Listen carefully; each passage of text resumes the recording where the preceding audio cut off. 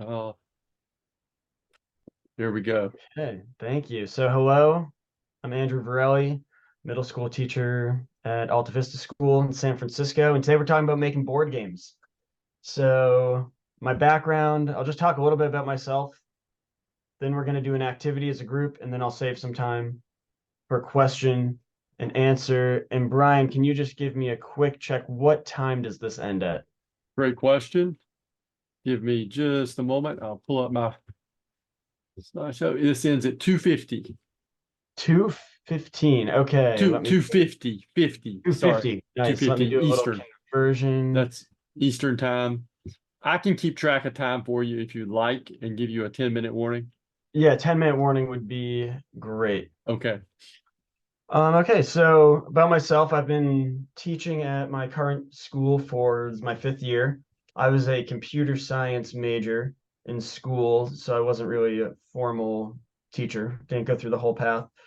And I mostly teach Python to middle schoolers. We had a laser cutter when I first got to the school. Then, after a while, a graduating class donated a 3D printer. And before you knew it, principal's like, okay, we got to use this stuff. You're teaching a class in a week using a 3D printer and a laser cutter. Okay, so I bought as much time as I could teaching the kids how to use them, and then we need a project. I said, let's make a board game. And from there, it has turned into its own whole class. And that's what we're going to talk about today. So let's see. I'm going to share my screen really quickly. And let's see. Hopefully everyone can see that. Oh, you're seeing my future slides. So, don't share. I'm well rusty. No. How many times am I going to click the wrong thing? So cool. Playing with purpose. Just in full transparency, ChatGPT came up with the name for this session. So why teach a class on board game design? Huh? Well, we're a STEAM school. Maybe someone could you could do a virtual thumbs up or something if you also teach at a STEAM school.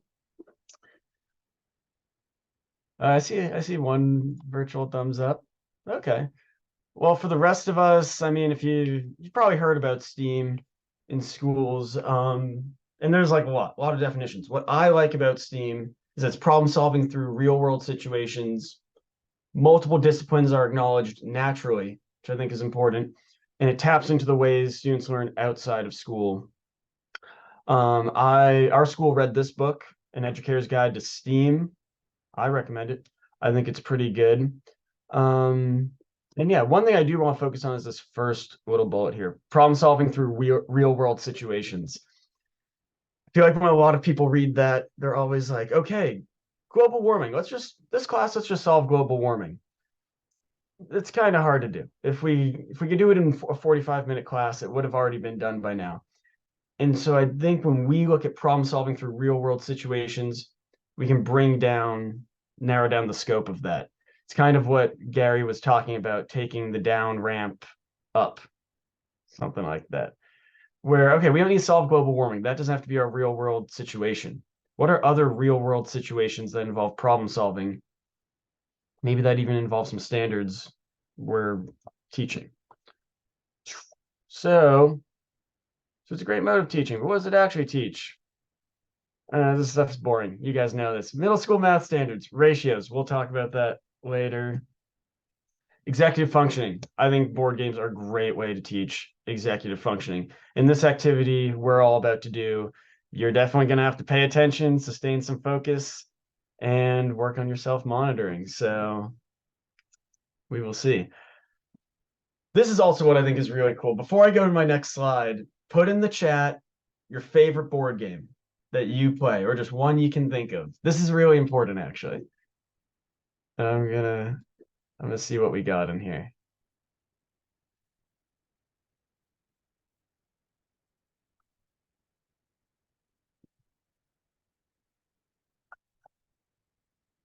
Okay, we got some good ones.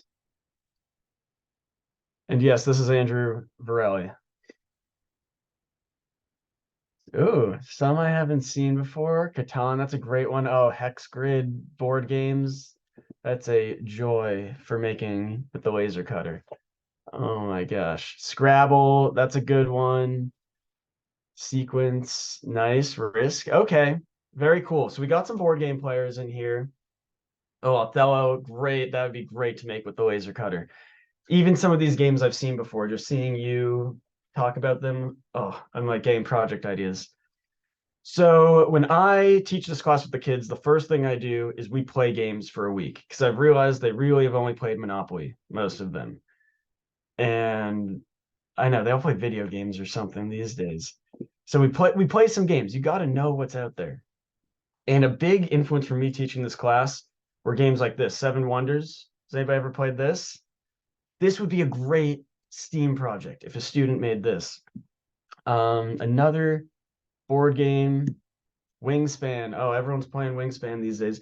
This again would be a great STEAM project through the incorporation of the theme. And I mean, making a board, that's really where my bread and butter is teaching. There's so much math involved in making a board so naturally too, where, we have supply constraints.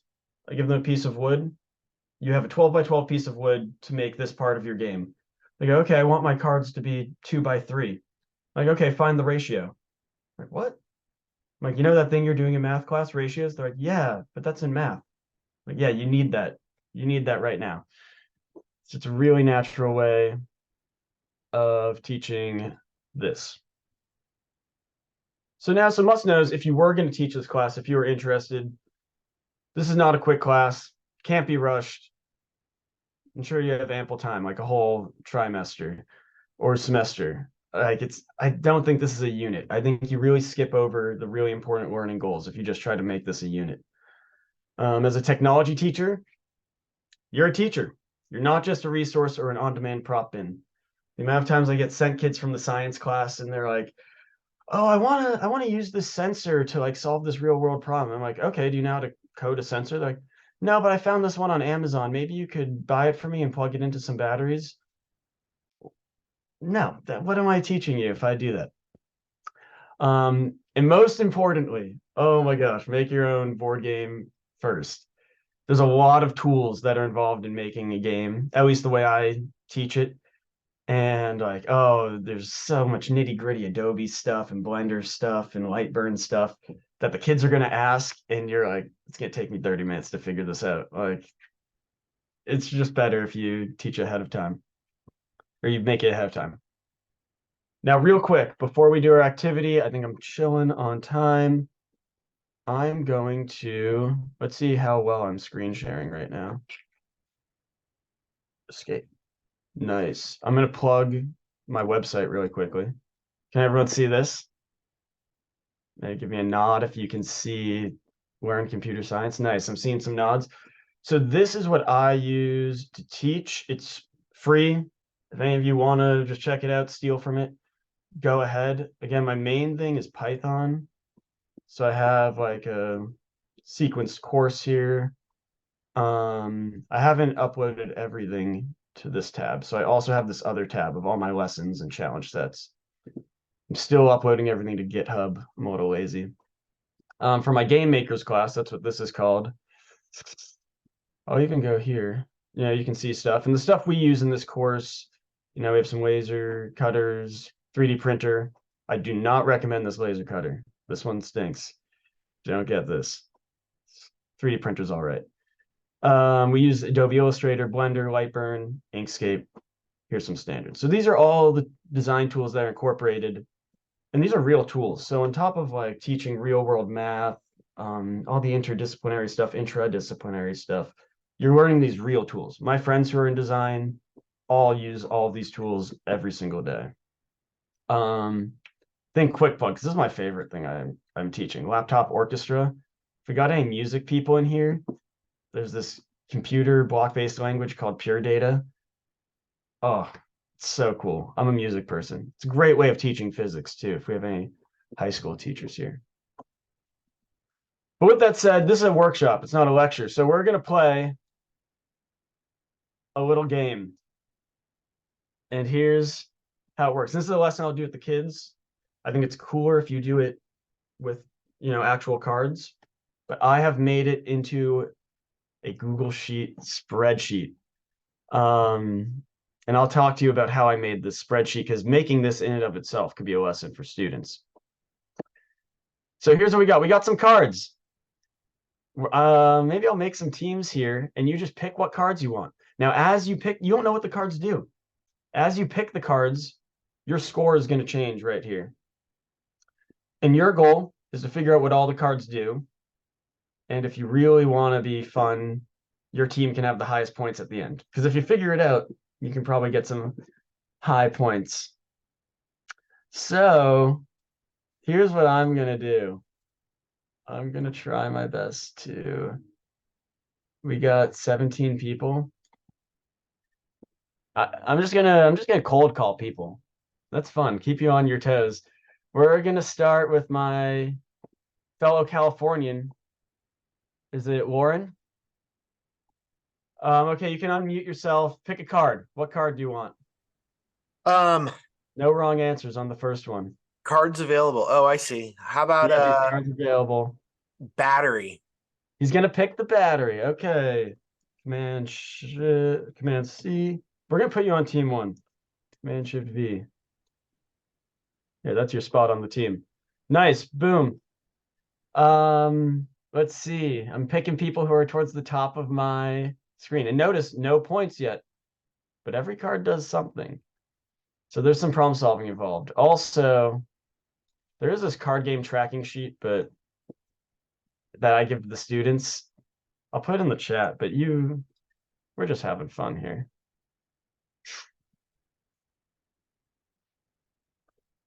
Okay, so let's see. Up next, we've got Mara. How's it going? You get the second pick for team 2. And you can unmute yourself and tell me what card you want. Hi. I have to have the guitar, please.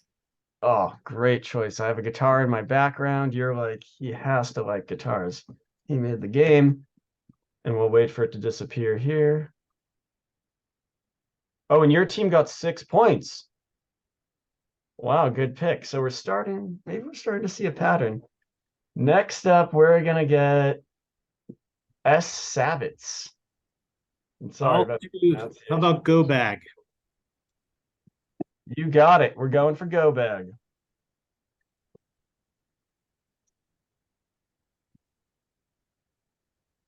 And it disappears. 3 points. Interesting. Let's see who else we got. Emily.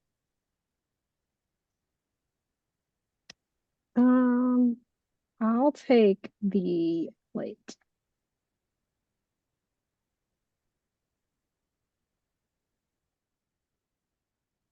Oh, the what? Sorry, what was that?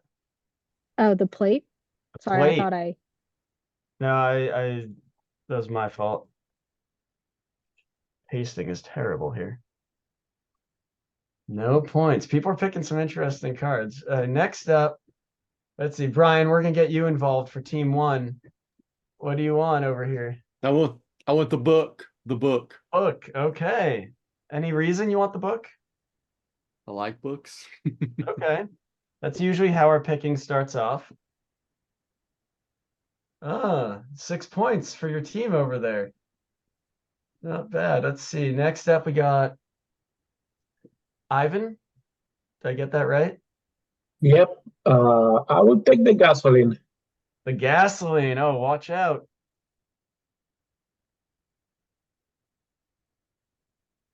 Let's see if we got any points here. No points, but does something. Next up, let's get Evelyn. Okay, how about the wheel? The wheel. Man, this is an interesting game. I haven't seen this one before. It is funny. Adults play the game very differently than kids. And the kids usually pick the patterns up quicker. How about Nor? I think I'll go with the chest. The chest, okay. Man, it's gonna be a finale finish. Not a lot of points right here. Do we have Jennifer with us? Yes, I'm here. I think I will. I don't know. I thought I had a pattern. Saw a pattern, but then I'm not so sure. Oh, test it out. Huh? Yeah, test it out. Go for it. Okay, I'm gonna say key. The key? Oh man, I wonder what you think this pattern is. You might.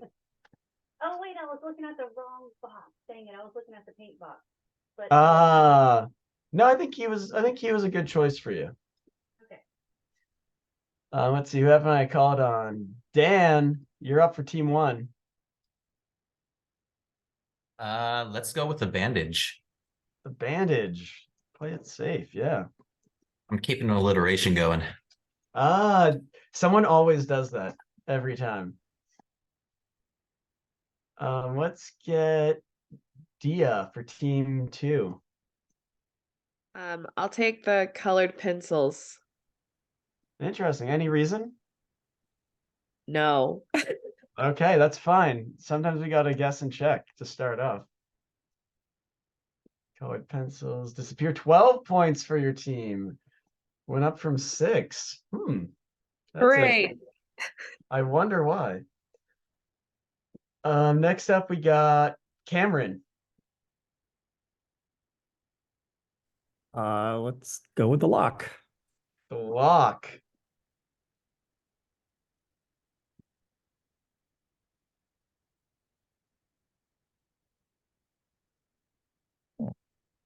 Lock. Ooh, no points.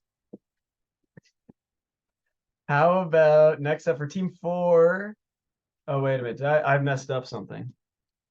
Oh, I double messed up something.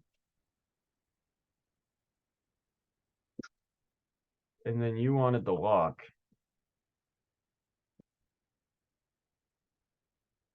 I feel like something was supposed to be here. Whatever. We'll just keep rolling with it. Unless someone remembers what mistake I made. Okay. This is weird. Anyway, let's go back up to team 1. And we're gonna pick Kathy. What card do you want? Fork, please. You want the fork? Okay. Any reason? It could be a useful tool. That could be a useful tool. But not here, not yet at least. No points. Team 2, who's going for team 2 right now? How about, is that Jose? Yes. Yes, pick a card, any of these cards. I want an armorer. The armorer. Oh, go with Yes. something a little different. Something heavy. Something heavy. Nothing. Wow, this is Next time. This is the thing about, live audience participation. Sometimes I don't get the combos I'm really going for here. But that's a great pick. Next up, how about Lee for team 3?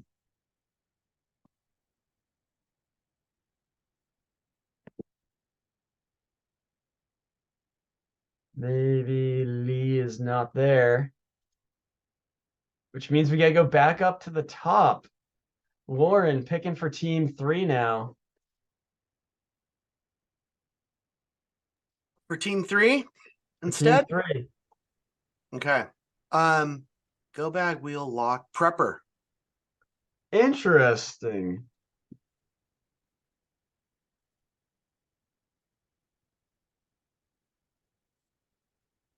Oh, got some points there. Was there any reason you picked prepper? Go bag prepper kind of fits. Making some connections. Okay. Team 4. Who do I want to pick for team 4? Let's go back to Mara.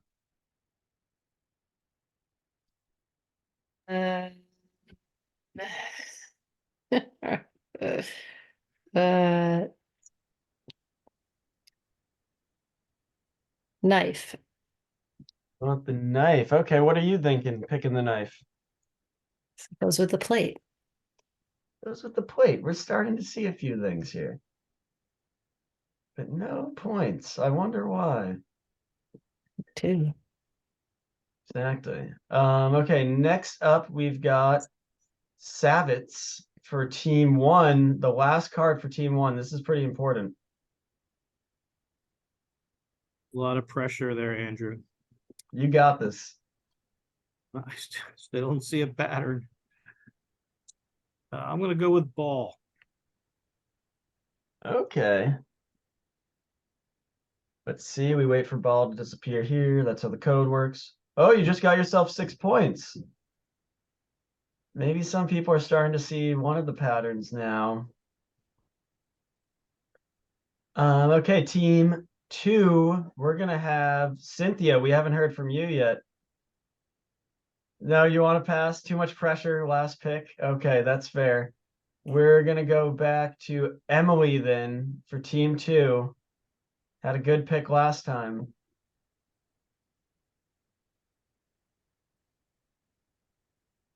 I'm not seeing it, so I guess weights. The weights.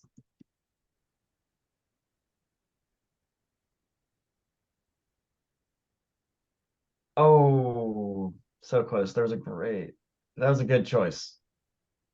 No wrong choices here. Team three, we got Ivan. I don't really know. Let's take the mine.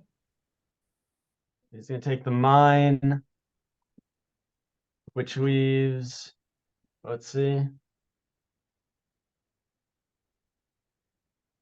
No, nothing there, which gives Scavenger to team four.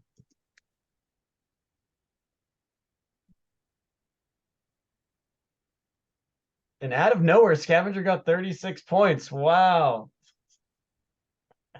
There's a few kinks in this. But also, they weren't the only one who got points there. I'm gonna rewind this. Give us a little instant replay. I'm being extra nice to us. So check out everyone's points. Let's see. It should be.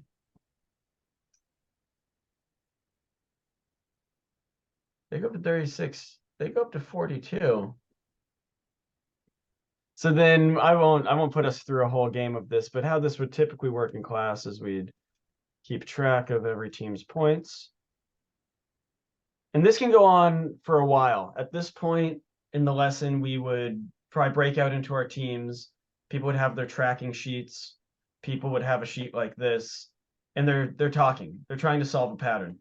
I really like this because it talks about like logical thinking, which gets back to my programming. But this is also a really cool, I think, introduction to game mechanics. That's a word most of them aren't too familiar with. But you start to, those are the patterns of the cards. That's like an easy intro way. So why don't we do our little own version of that right now? Is anybody feeling confident? Does anybody think they saw one of the patterns here? You can give me a zoom hand. No one. Oh man. Backfired on me. Okay. Well. Oh, Joanna, my hero. Yes. I'm just taking a guess here. Is it something about what you'll find in schools? Something you'll find in schools. Wow. You know what? That wasn't what I was going for, but I think you're kind of right. Oh, I love how teachers think. I think I know what you're getting at. Before I confirm or deny, I see one more hand. Evelyn, what are you thinking? This feels like I don't know, like a post-apocalypse survivor kind of game, and like trying to combine the best items to survive and thrive. Nice. So you're picking up on a theme. Yeah, and I heard the word combine there. I like that word combine. We might come back to that. Let's see, Jennifer. I was kind of thinking along the same lines, but whatever got put first, you had to find things that somehow combined with that. Oh, we got another combine. I don't like to give away any answers until everyone's given it a shot, so I'll wait one more second and then I'll answer back. Oh, Mara, was that an idea down there? Yeah, maybe it's a question. So some of them are things and some of them sound like people's roles. Like Oh, I don't understand what a prepper and a scavenger and an armorer. so that's a notice. That's a notice. That's a notice. That's a really good notice, but that's also, I don't want to give anything away just yet. We're gonna come back to that because I see Dan's hand too. Yeah, I'm almost looking at if you can make compound words out of things like chest plate. I can see how that can get some points as like a combo, or a prepper go bag, or wheel lock. That kind of makes sense how team 3, at least to me, how I can combine up, as others had said about that English mechanic to it of combining words together. Interesting. Are you an English teacher, Dan? I'm not. Worth a shot. But yeah, that's a good idea too. So I think those are all our hands. I think I have 20 minutes. Is that right, Brian? Yeah, that's right. Oh, You're we right. got one, right? Awesome. And we got one more hand. Lauren, my California guy. Yeah, I was just curious why when we put scavenger in team 4, team 3 got the extra 32 points. So the mine and the scavenger together had to correlate somehow. Something like that. And now here's a question I'm going to throw back at you, Lauren. If we were to play another round, which we won't do, what is something you would want your team to try out with this new information that you have or idea? I think looking across all the teams, so card 1 and team 1, battery and guitar, does that go together, or does guitar and go bag go together? So picking out the first card in all the teams, if they somehow have some kind of significance with each other, if everyone would get points instead of just that one team. Yeah, so right, your team, you're having some ideas. Right now, you'd be like really excited if you were in middle school talking to your team. You'd be like, guys, we gotta try to do this next round. That's what I really love to see. I've never done this over Zoom, but I like to see the adult brains moving right now. Okay, Jennifer, what do you got for us?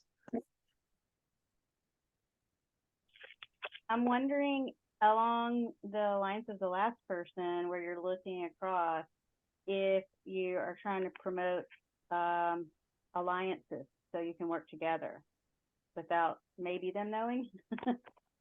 Interesting. Okay, that's such a good answer. We're gonna end it right there, and I'm gonna give you the answers.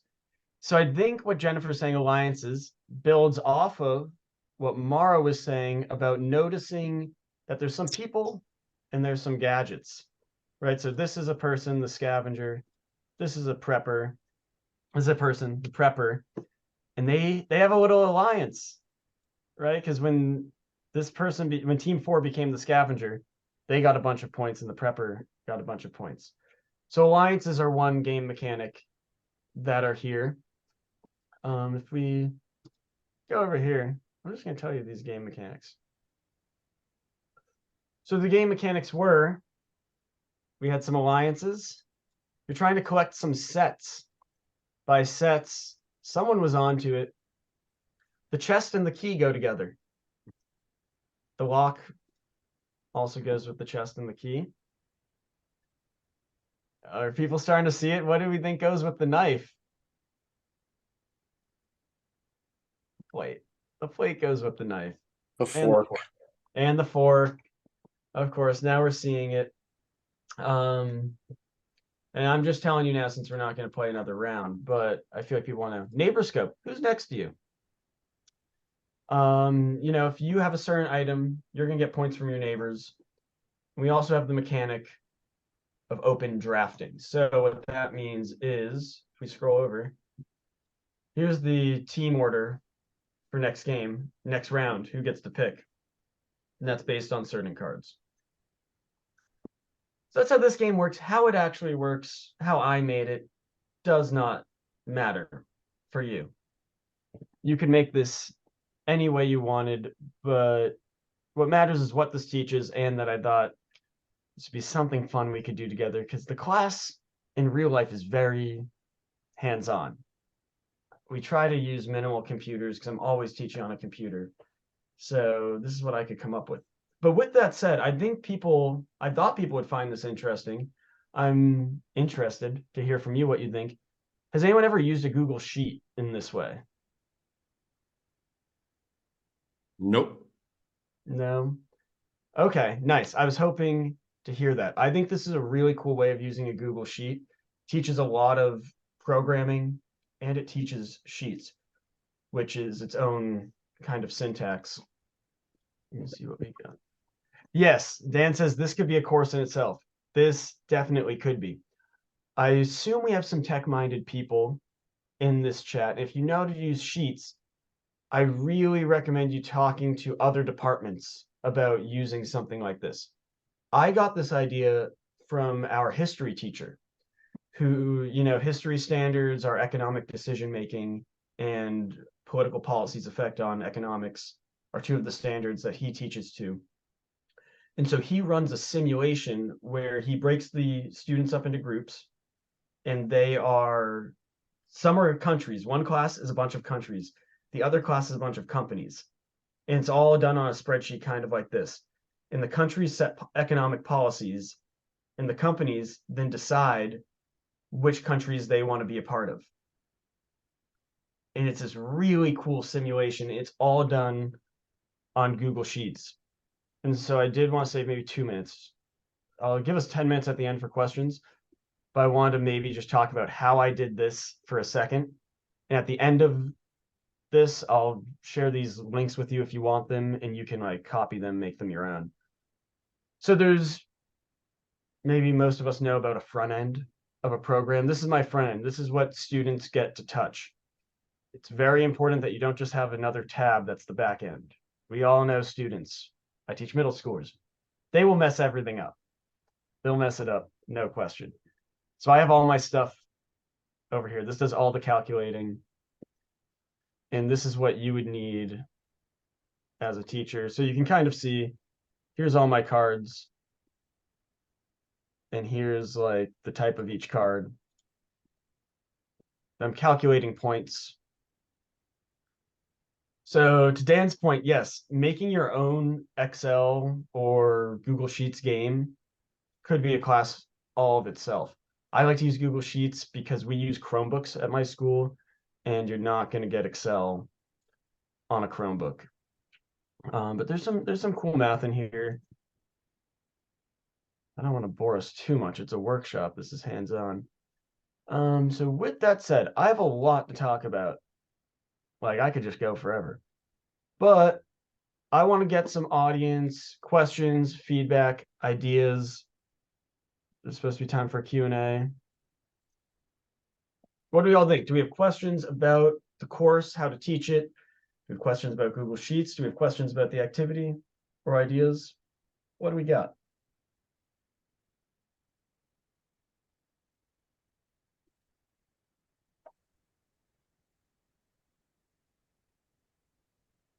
Oh, I might have to cold call some people.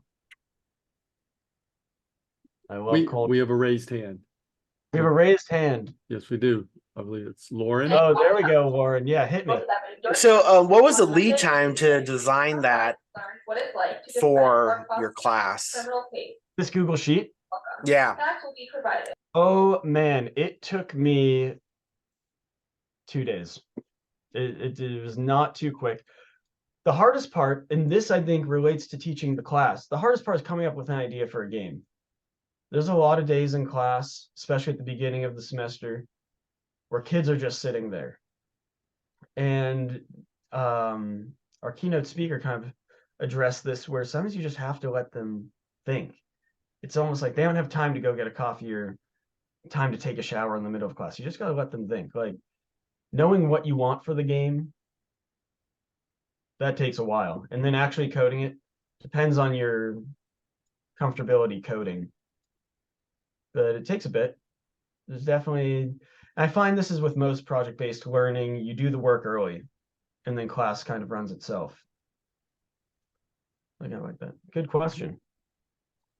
See, we have a question in the chat. When making and then playing the game, how much do you do versus how much do the students do? I do nothing. I do so little in terms of making a game. So the class, they come in, play some board games, we talk about game design, and then I show them the tools. And it's varied from year to year. Maybe we'll do a quick little project on like, here's how you print something in the 3D printer. Here's how you cut something with the laser cutter. Now make a board game. There you go. I have a few resources I've created, like my nothing to something spreadsheet, where you fill out all these basic things about your game, just to like really have an idea of what you want to use. But then it's all them. The scaffolding of this class is so important. Like, I'm gonna put this question out to you guys. If you were to create a board game, I assume most of us haven't, what's the first thing you would do?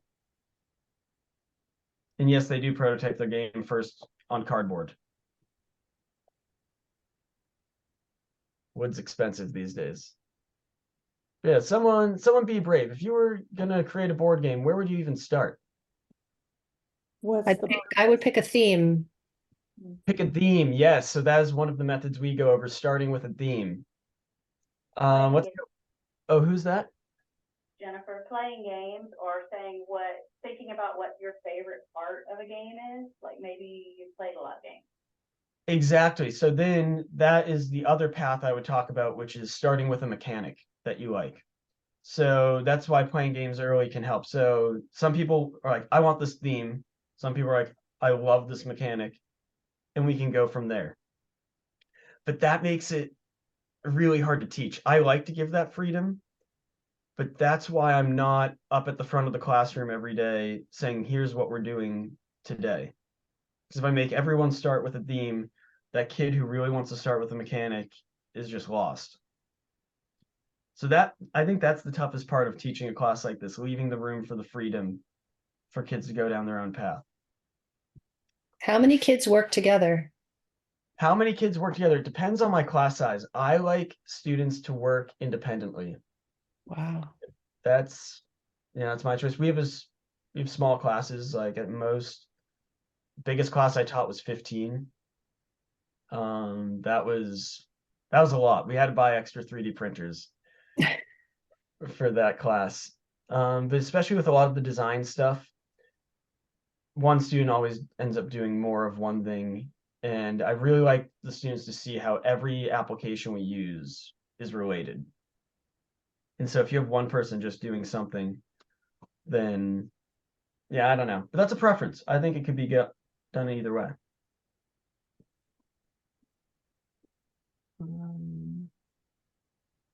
Got about 7 minutes left.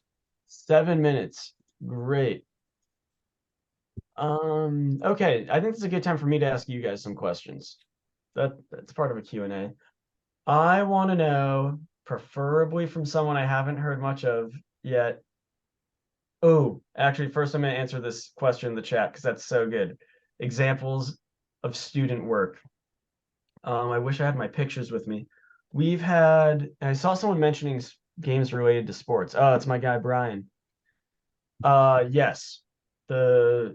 I mean, we all know technology classes, they're a little male heavy. Males typically like sports at this middle school age, or at least I'm generalizing, but 5 years of teaching this is how this has kind of gone. So there's a lot of sports related games, but that's kind of cool. We had students 3D print soccer nets and 3D print a soccer ball that they designed, and then they laser cut a soccer pitch onto the piece of wood with different places where you could flick the ball from to score in the nets. Then they also had to make 3D defenders that they could use to defend the nets. And then the really cool thing comes when they have a game like that where you want to put players in certain places. So you have to design a little divot in your 3D piece that then fits into a laser cut piece of the wood, like pegs going in. So that was a really cool game that a student created, and it used the tools really well. Other games, we have one kid right now creating crop chaos.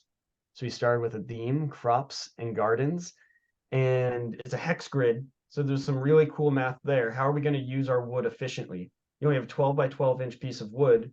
You want these hexagons that are about an inch of surface area. How many can you cut? And how are you going to cut them efficiently to use the rest of your wood really well? So that's a game where crops spread across all these hexagons. And so that's just like a great example of the ratios that are involved in creating this stuff. I could give more, but I do want to ask you some questions. Someone I haven't heard from. Why are you here? What made you pick this session? I think that's really important for all of us to know.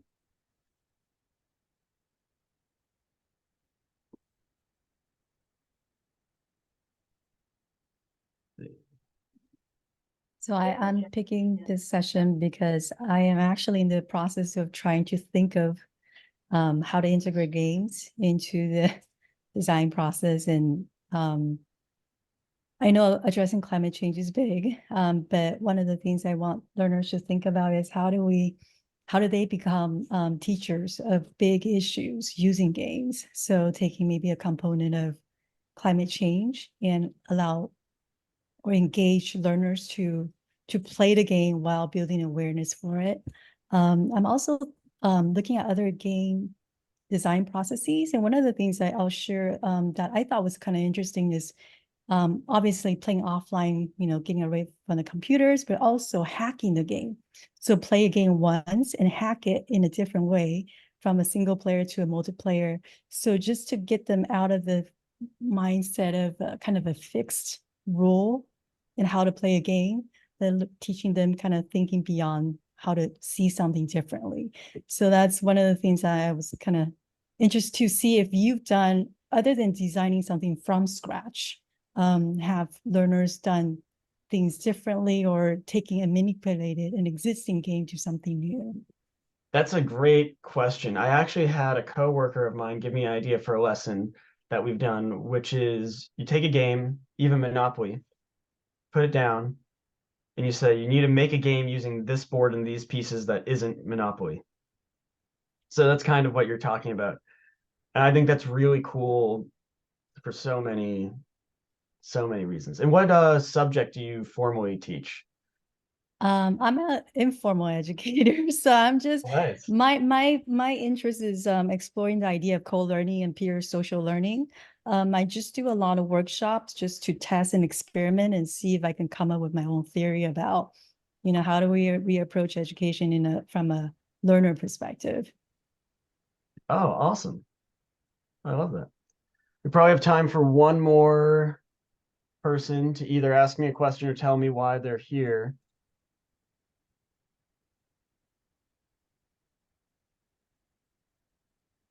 Zoom school all over again. This is Jennifer. I just wanted to see different ways that people used games for designing or teaching students the process of design thinking and just things like that. Ah, yes. Well, you're in the right place. I think there's a lot of design thinking that goes into this. So many moving pieces. And someone asked about, oh, that was you asked about prototyping. They do prototype, they do play test. Play testing is very important, where we'll find a study hall, we'll bring our game over, and we'll say, give us all your notes. What do you think? And that's tough for them sometimes, where they're like, oh, they're funny. They think they thought of everything, and someone plays their game and they're like, what the heck? Like you didn't think of this, or this. An example game in the chat. You should take a peek. It's cute. A kid did a great job at summer camp. Oh, awesome. I just copied the link. Well, I only have about 40 seconds left, so I just want to say thank you for everyone to coming to this workshop. I had a lot of fun talking to you, preparing this. This is my first one, and I've learned a lot of great things from all of you. So thank you to everyone. And thank you, Brian, for recording and for keeping time and your comments. Have a good rest of your day.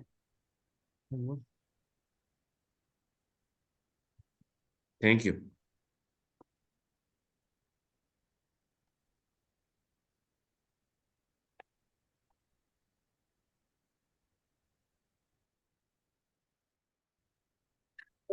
Hi, everyone. If my volunteers could stop the recordings.